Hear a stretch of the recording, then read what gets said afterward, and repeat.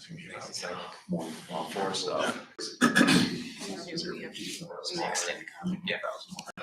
Good afternoon. My name is Allison McKenzie, and I am the chair of the Historic Preservation Board. I would like to take a minute to remind everyone about the rules of this proceeding. This proceeding is at all times governed by the rules of procedure adopted by the board on September 26, 2011, last amended on March 9, 2020. A copy of the rules of procedure is available for review in the back of the room and online. All those planning to testify today, which does not include those solely making arguments such as attorneys, should please stand now and take an oath administered by the board attorney.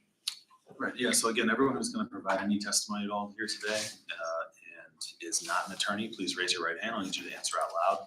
Do you swear or affirm that the testimony you shall provide will be the truth, the whole truth, and nothing but the truth? I do. Yes. Thank you. This is a quasi-judicial hearing. As such, the board reserves the right to deliberate in private. The Ohio rules of evidence do not apply to this hearing. However, professional rules of conduct do apply, and candor to the tribunal is required. The board members are citizen volunteers and are not paid for their service. They are treated as public officials under Ohio law. Any attempt to influence them, including but not limited to bribery, intimidation, retaliation, which may include contacting their employer in an attempt to exert influence, is punishable as a crime. All should be aware that this meeting is being recorded. Therefore, before you begin your comments, please state your name and address for the record. With that said, let's proceed with the first item.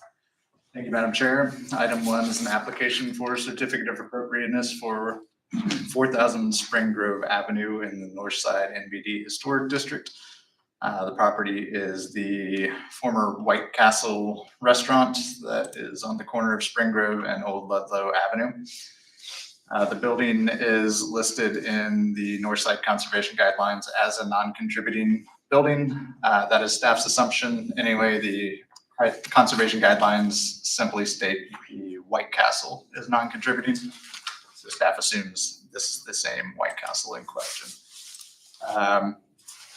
The building is non-contributing. It was built in the 1960s at the corner of the intersection, which is well beyond the date of the period of significance for the district. And its demolition would therefore be appropriate as it is a non-contributing building. While there are no plans for redevelopment currently on this property, it is likely that this will be a future building site for new development in the not too distant future.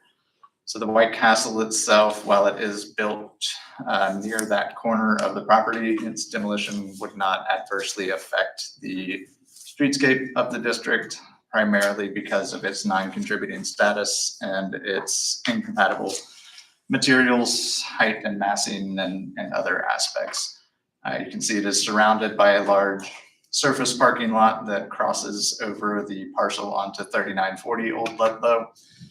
The applicant is proposing the removal of not only the building, but also the asphalt parking lot on both parcels, as well as the drive-through and all associated signage and drive-through components. So following demolition, both of the parcels will be seeded and strawed to return to a natural state while it is awaiting future redevelopment.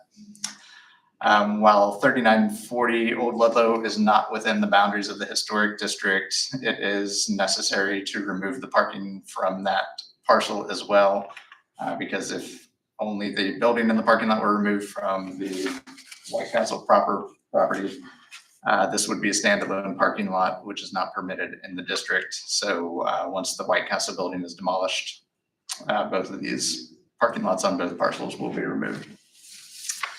So with that being said, staff does recommend approval of the certificate of appropriateness for the demolition, seeding, and strawing of 4000 Spring Grove Avenue with the following conditions. 1, the associated parking lots, drive-through components, and ground signage on 4000 Spring Grove Avenue and 3940 Old Ludlow Avenue shall be removed as part of the demolition. 2, the entire site, including 4000 Spring Grove Avenue and 3940 Old Ludlow Avenue, shall be seeded and strawed following demolition. And 3, that the building permit must be issued within 2 years of the COA shall expire. Thank you. It does look like we have an applicant, Amy Comey, signed up. If you'd like to add anything, please come forward at this time. Hello, I'm Amy Corney. I'm the senior real estate manager with White Castle. So I'm here representing our application. I don't really have anything to add to Douglas, other than thank you for your assistance as I walk through this process. One other point, we do lease this property. We don't own it. We are not renewing our lease. And so in order to comply with the lease, we also are required to demo the property and restore it to the condition it was when we acquired it. So we will be removing the basement, the complete building, and seating and strawing over everything. The parking lot will be removed, et cetera, as you stated. Thank you. We have one other person signed up, and I'm not sure if they're a part of the applicant team or a member of the public. Anna Barczyk-Suter. Yeah, I was just coming, I'm with Nest, which is Northside CDC, who is working in partnership with White Castle and the landowner to potentially acquire the site. So here for questions if needed. Great, thank you. Are there any board questions for the applicant or staff on this item? We don't have anyone else signed up, so I would entertain a motion. Madam Chair, I'd like to make a motion to approve the certificate of appropriateness as laid out by staff for 4,000 Spring River Avenue. Second. Call the roll. Ms. Smith Dobbins? Aye. Mr. Young? Aye. The chair votes aye. Good luck. Thank you. Okay, on to item number 2.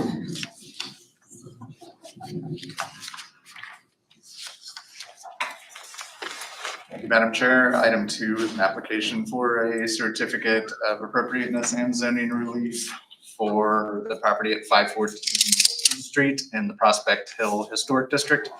Property is also within a hillside overlay. The applicant is proposing to install a rooftop deck on top of the existing building. And because of the hillside overlay, there are setback requirements that apply to this building. And essentially the side yard setback is required to be 1.5 feet, whereas the applicant is proposing that the property stretch all the way to the property line on the east side of the building. So there is zoning relief required for a hillside review to waive the 1.5 foot setback for a proposed 0 foot setback. So the property is part of an existing row house building. You can see on the center of the image, it's the red brick building. There's a property line running through the center of the building. So there are 2 individual units on either side of that property line. So the applicant is proposing the roof deck for the right-hand unit. It will be located above the existing building. So the existing building has a shed roof. And the applicant is proposing to build the roof deck on top of the existing shed roof, which slopes downward towards the rear. So it will not be inset within the building, leaving the existing roofing material intact. You can see on the sightline drawing that the applicant's provided that the deck is pulled back from the front facade of the building so that it will not be visible from when viewed from in front of the building.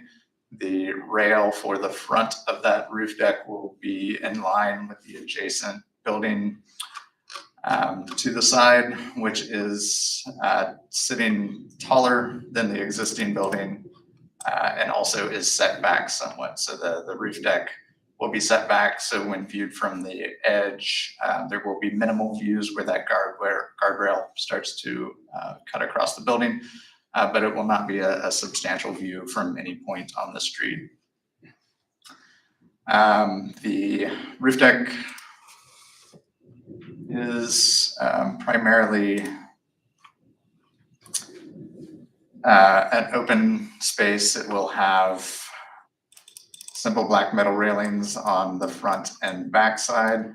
The applicant has stated that because the side walls of this roof deck are within 5 feet of the adjacent buildings, that these do need to be fire rated walls on the sides. He is proposing a solid 3 foot tall wall on the side of the roof deck. And again, this portion of the deck will be masked from view by the adjacent building, which is taller. And on the south side, it will also not be visible because it starts halfway through that existing row house complex, which will shield the view from the south as well. So the main main feature of this roof deck is the large roof canopy that is proposed for the rear of the deck. It is pushed to the rear of the building, and you can see it as well outside the sight line from the front. So this shade structure will not be visible from any viewpoint along Milton Street on the front. We'll have minor visibility from the rear. The topography does slope upwards towards the back. So from the rear street, it will have minor visibility. However, there are buildings along the rear as well as vegetation, which will largely screen that from view from the rear as well.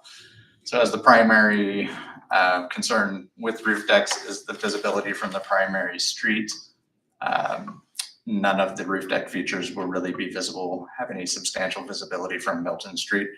So staff finds that it is appropriate and does substantially meet the conservation guidelines. So staff recommends the Historic Conservation Board take the following actions based on plans by Mark Dirkers Architecture dated 2/14/2025. Approve a hillside review for the proposed 0-foot west side yard setback short of the hillside average setback requirement of 1.5 feet. And approve the certificate of appropriateness for alterations to the single-family residential building at 514 Milton Street with the following conditions. That one, the fire-rated sidewalls of the roof deck shall not extend beyond the front face of the adjacent building at 516 Milton Street. And two, the building permits must be issued within 2 years of the decision date before the COA shall expire. Thank you. It does look like we have the applicant Ben Liebman signed up. Also perhaps Patrick Reagan. Please feel free to come forward and add anything you'd like to add, if there is anything. Yep, I'm Ben Liebman, the owner of 514 Milton. I think Doug did a good job basically of explaining everything. I don't really have anything to add. If there's questions, happy to answer them. Any questions or comments from the board?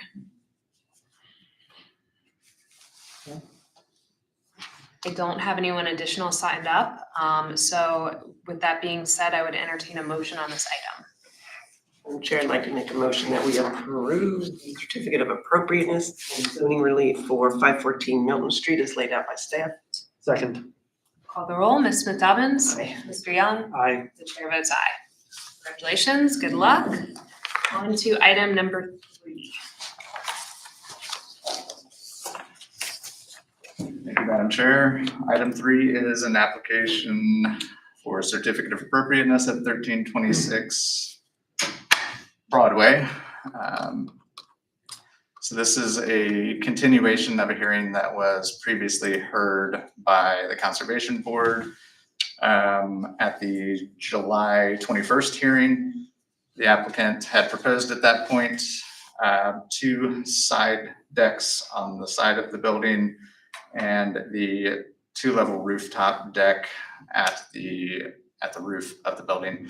At that point, there was some concern about the roof deck. The 2 side decks were approved and the roof deck was continued to come back in the future. So the applicant did investigate, per the board's direction, the changing of this roof deck to a more traditional staircase to examine if that would have less visual impacts on the building than the proposed spiral staircase. So he has provided 2 alternative options with 2 different sets of stairs, both in opposite runs that are on the building. So you can see on the floor plans, both of the more traditional staircase options occupy a bigger footprint on the building due to the required width and turning areas, landing areas that are necessary for this type of staircase. So it extends back approximately 1 foot further with the sort of parallel staircase, and it extends back almost 5 feet further when taking into account the other configuration. And you can also see illustrated on the elevations from the side, the originally proposed spiral staircases at the top, with the alternate plans on the other images. So you can see they do extend further and generally do constitute larger areas of massing on that rooftop area. So the applicant came to the conclusion that between these three options, the originally proposed spiral staircase, in the architect's opinion, was the most aesthetically appropriate option, and also is what is preferred to be installed. So they would like to continue seeking approval for the original spiral staircase. Staff generally agrees that this spiral staircase is likely to have the least impact on the building, as it covers less area on the roof and it has less of a footprint and less massing on the rooftop. So any views, the minimal views that are available from the rear beyond the existing parking pads on the rear street, the spiral staircase would likely have the least impact of the three options. When speaking with the applicant about potentially screening the spiral staircase, which the board also asked the applicant to consider, staff feels that the openness of the proposed spiral staircase is a good option for the staircase, because again, if the spiral staircase were to be enclosed or screened in some other method along that rooftop, it would have the effect of adding more massing and more material to that rooftop deck and potentially making that more obvious when viewed from the rear. So again, staff had previously recommended approval of that rooftop deck with the spiral staircase, and based on the new studies provided by the applicant, staff continues to feel that this is the most appropriate of the three options. Again, this is the primary view that is of concern. This is from 1326 Broadway Street. Again, it is separated from Broadway by other existing private parcels, many of them with buildings on it, but these two properties back to back here along Broadway both have parking pads installed in the rear.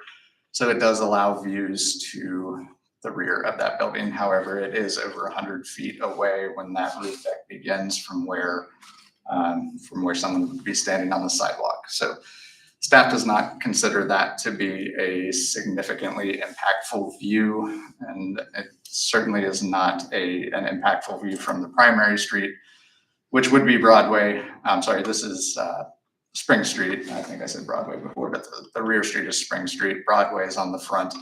There will be no views of this roof deck whatsoever from Broadway.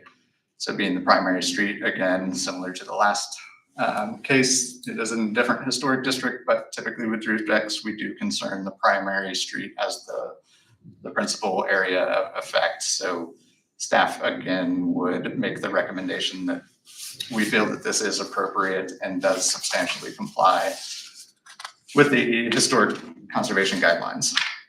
So with that being said, staff recommends the board take the following actions based on plans by Michael Uhlenhaeg dated 8/19/2025, showing the spiral staircase configuration. Approve the certificate of appropriateness at 1326 Broadway with the condition that the building permits must be issued within 2 years of the decision date or the CUA shall expire. Thank you. It looks like we do have Mike Uhlenhaeg here. If you'd like to come forward and add anything, now is your opportunity.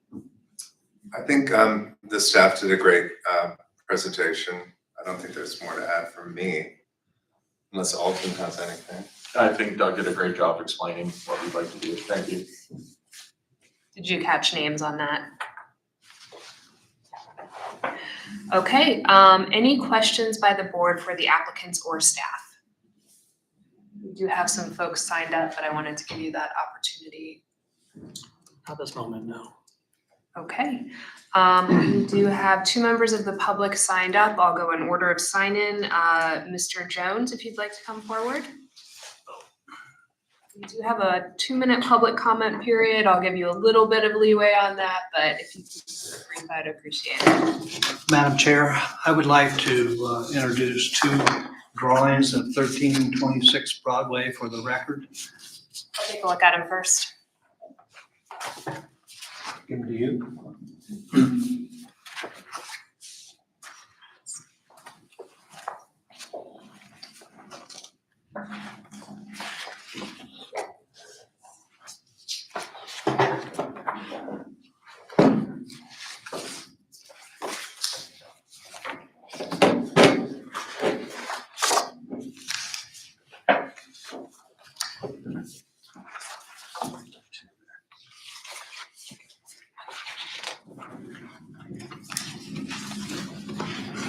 Okay, what would you like to tell us? Sorry. What would you like to tell us? First of all, I would like to request a little extra time as you have expressed, so. Madam Chair, members of the board and staff, good afternoon. My name is Ken Jones and I live at 1324 Broadway. I respectfully submit my third formal objection for the proposed addition to 1326 Broadway. There are several reasons for my objection, as I have expressed in my letters to you. The two major areas of concern: the proposal does not meet the intent of the OTR guidelines nor the National Historic Standards. The proposal does not meet the specific purpose and intent required by the Cincinnati Municipal Code, Chapter 1435-1-1435-03 under historic preservation is to promote public health, safety, and welfare. At the last board meeting, when this was discussed, the board asked the owner architect if this design, the spiral stair, meets all building codes. No answer was given. The board voted to table the application in order to give the owner architect time to pursue alternative design solutions. Two alternatives have been presented that neither the architect, owner, or the urban conservator recommends. Instead, they are asking the board to reconsider the spiral stair design, knowing or should know that it does not meet building code requirements. No other design alternatives or statement relative to the building codes have been explored or presented. Example, building the deck into the roof line, similar to the Spring Street decks shown in the architect's photo of Spring Street buildings. This photo, taken from the fourth floor window of 1326, also shows how open the view is from Spring Street. There is a need for a clear statement as to what is considered minimally visible, not only from an adjoining street, from adjoining houses, the public realm aerial views as well. The architect noted that all elements of the new deck and stairs are to be built out of steel, painted, as a result of the expressed concern of this board. While this is a good thing, it does not solve the building code issues. I have submitted for your review 2 drawings from the owner's present building permit. They show the layout of the upper floor apartments and a section through the building showing the proposed fire-rated separations. You will see that there is no existing or proposed fire-rated assembly between the existing wood frame roof and the new decks and stairs. A fire could start in either apartment 3 or apartment 4, and without any fire separation, fire suppression system, fire alarm, or legal egress, those occupants could be trapped. The architect owner has had 4 to 5 months to consult with the city building department to answer these questions. Now they are asking you, the board, to approve this proposal. I ask that you deny this application. Thank you for your time. We also have Myra Greenberg signed up. If you'd like to come forward and tell us what you would like to, now is your chance. Thank you.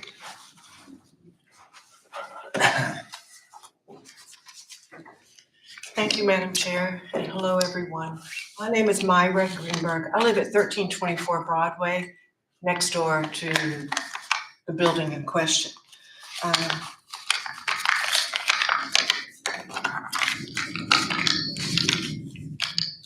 I have to respectfully disagree with the urban conservator about a couple of things.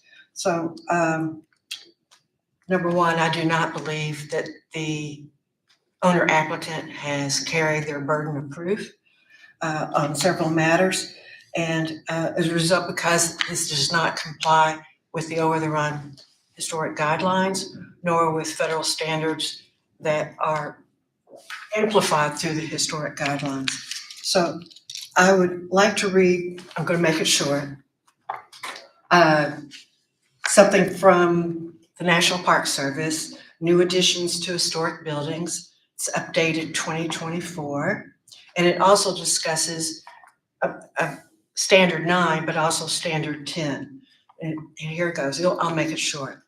In accordance with standard 9, a new addition must preserve the historic building's form and envelope, significant materials and features, and must be compatible with the historic building's massing, size, scale, and architectural features.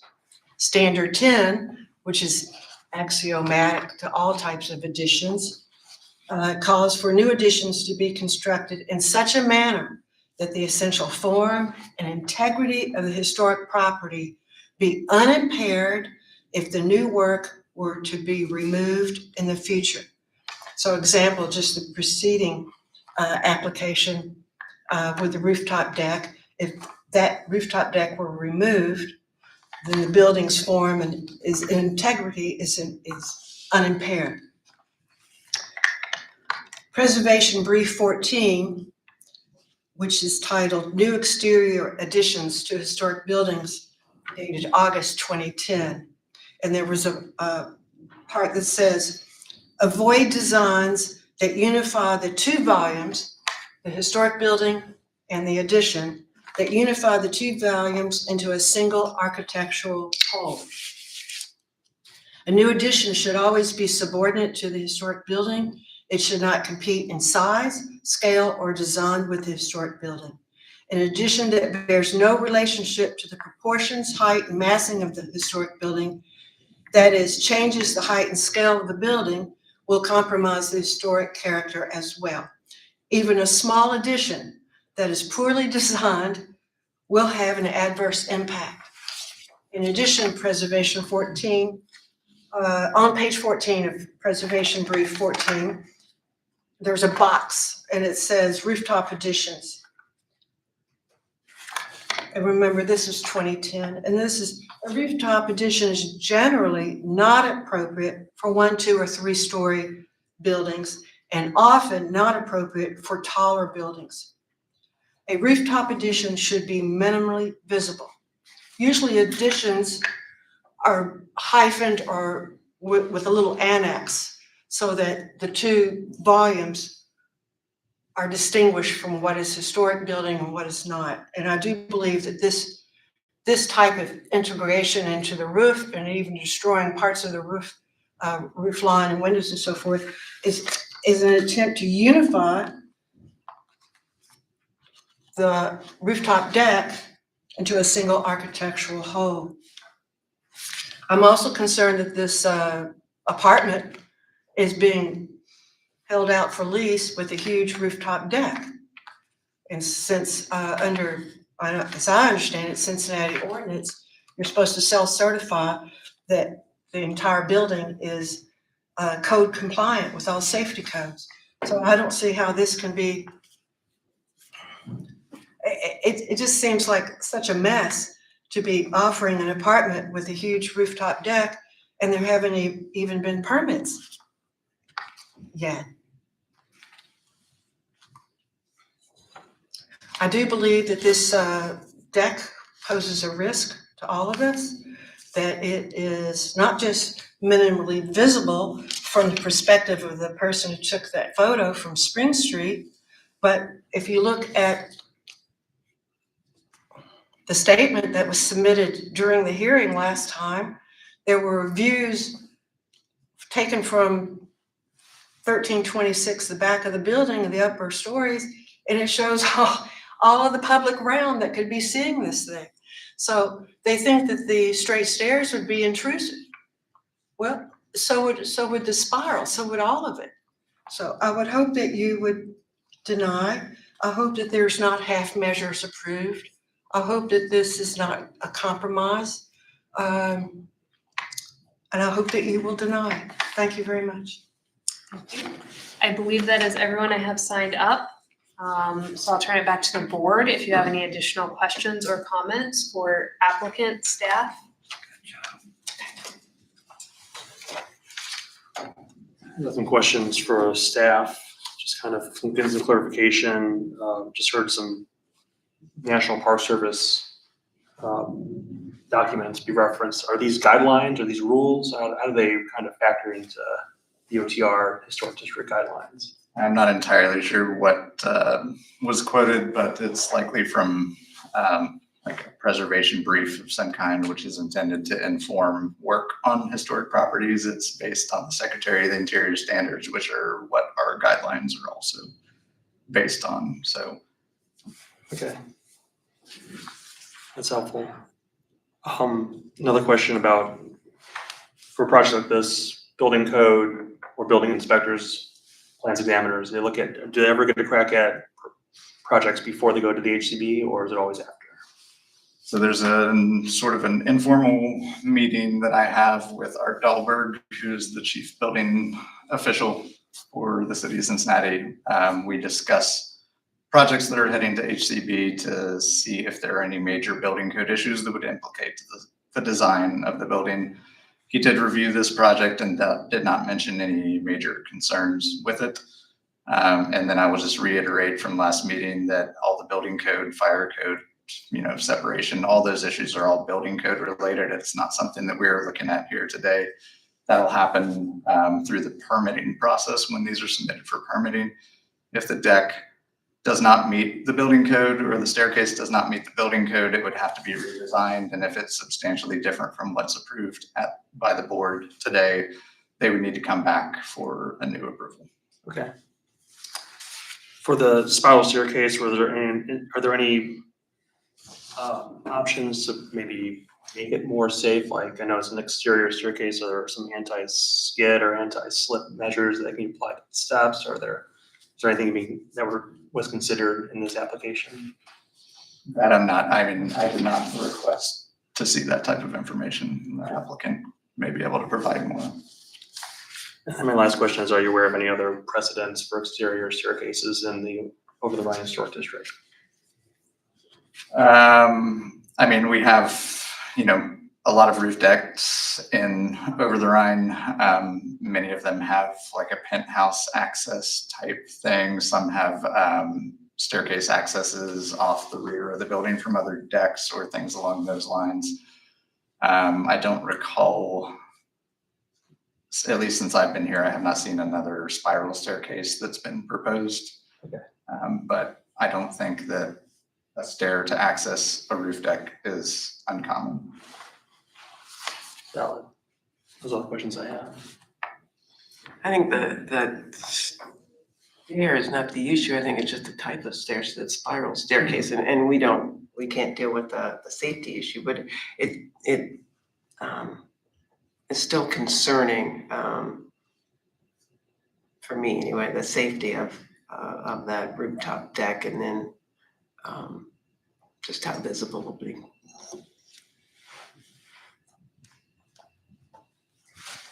I certainly do know that visibility of decks from non-primary street faces has been an ongoing conversation and one that we don't have extensive guidance from.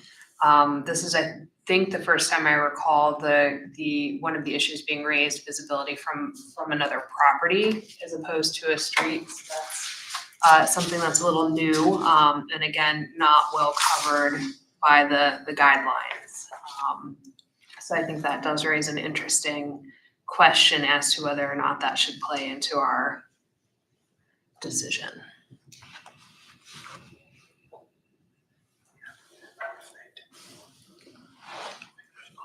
For clarification, in general, we have just looked at the frontage. Correct. The guidelines were never intended to regulate views from private property. It would be impossible to build anything if, it had to be completely invisible. Any views from private property are not considered. The guidelines specifically notes abutting streets and views from the public realm. So The street is not technically abutting because there are properties in between the street and the property. But, you know, it could be considered a secondary street. It's certainly not a primary view. And also this would be the closest to a public realm without, you know, extending way beyond the boundaries and getting up into the hilltops, which I don't believe was the intention of the guidelines. Are there any additional questions by the board? I do want to give the applicant a chance at rebuttal if they so choose. You're not required to, but you do have the opportunity if you would like to rebut any of the staff information or public comment. So just to address like your concern of safety, one of the reasons why we propose the stairs being where they are, which is further set back. So if anything were to happen, you know, somebody were to climb over the railing, they're still over unit number 4's rooftop deck. So as far as from a safety concern, if they did happen to go over, which we would, you know, we still have to go through and get approvals for safety and everything else, but assuming they did fall, they would still fall onto the deck that's right underneath, which is why it is specifically put in that back corner and not put towards that exterior wall. So we were trying to be thoughtful about, okay, well, what, you know, safety concerns, what does that look like? So that's one of the reasons why it's positioned where it is. As far as the other stairs, the stairs that we've considered for the spiral, the same height from the step up to the top of the railing is exactly in line with having those wider 3-foot staircases. So from that standpoint, it also is in line with like the safety. And then as far as other spiral staircases, what this view shows is of my property, but if you turn around, you'll notice that there are other historic buildings in the neighborhood. And I have seen one historic building with a spiral staircase, if that's anything to you. I think we do have pictures of the other decks, which you can also see from that area. But if it's the safety issue and that's the one that you're most concerned with, I do want to reiterate that the height from the stair step to the top of the railing is the same as it would be for the 3-foot wide, the standard set of stairs.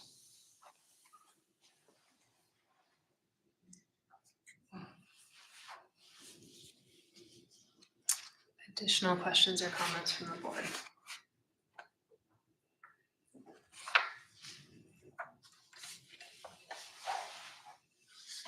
I would entertain a motion.